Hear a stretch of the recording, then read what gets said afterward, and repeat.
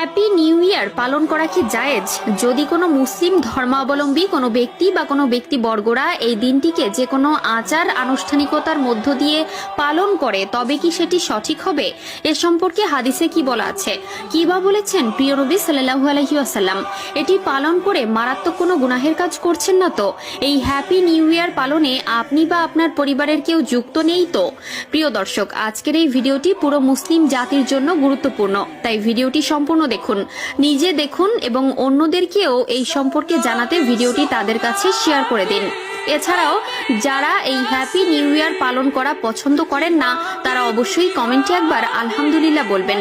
তো চলুন ভিডিওটি শুরু করা যাক। প্রিয় দর্শক, আমরা সকলেই জানি প্রত্যেকটি ধর্মের একটি তারিখ নির্ণায়ক গণনা সূচি থাকে, যাকে এক কথায় অনেকে ক্যালেন্ডার বলে থাকে।